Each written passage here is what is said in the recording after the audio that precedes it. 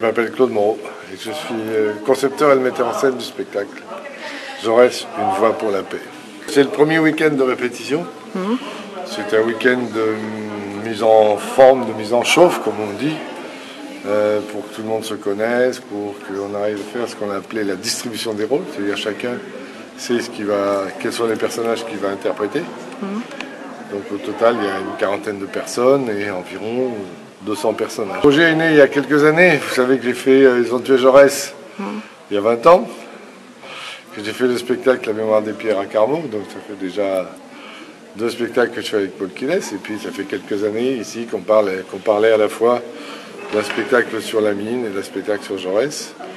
Et l'actualité de la commémoration du centenaire de la mort de Jaurès et de la déclaration de guerre de 14-18 fait qu'on en est arrivé à monter ce projet sur lequel on travaille concrètement depuis plus d'1 an. L'écriture a commencé au mois de juillet il y a 1 an, justement au moment où a été décidé le thème du spectacle, donc de relier la pensée de Jaurès, puisque ce spectacle commence le jour où Jaurès est assassiné, donc ce n'est pas du tout comme celui de 94, un spectacle disons biographique, c'est surtout comment sa pensée de Jaurès est encore vivante aujourd'hui, comment elle est source d'inspiration.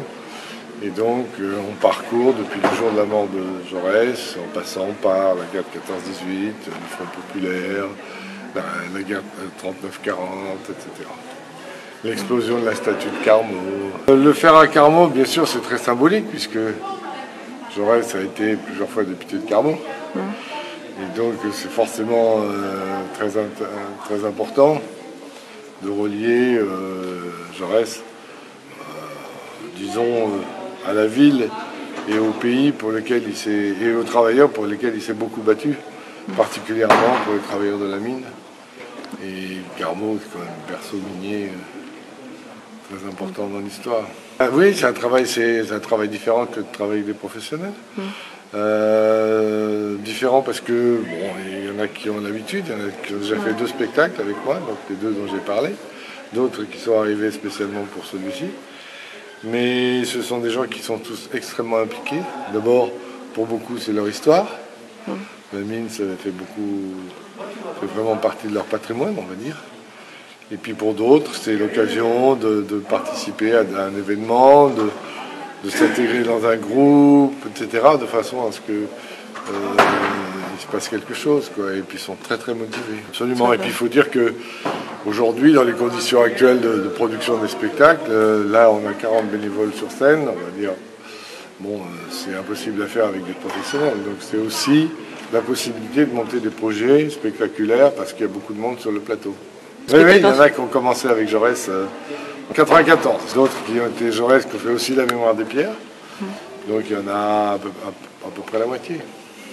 Si je fais ce métier, c'est parce que je pense que pour moi, le spectacle, c'est de l'émotion. Et faire partager l'émotion, c'est quelque chose pour moi qui est très important, dans la vie comme dans la vie professionnelle. Et quand on a des sujets comme Jaurès, quand on a des sujets comme la mine, quand on a un travail comme ça qui est très étroit, avec ces bénévoles qui sont une vraie famille, eh bien on arrive à partager des moments très forts. Oui, j'ai une idée très très précise du spectacle, il est écrit, tous les textes, les films sont faits, puisqu'il y a beaucoup de cinéma dans le spectacle, notamment avec Gisèle Casatsu qui interprète le rôle de la narratrice, un petit peu, avec Didier Bozas qui est la voix de Jaurès. Donc il y a beaucoup de comédiens professionnels, il y a une bande-son avec beaucoup de musique, tout ça c'est fait. Tous les films sont faits, maintenant on est au bout, donc on ressent déjà quand même quelques moments assez forts.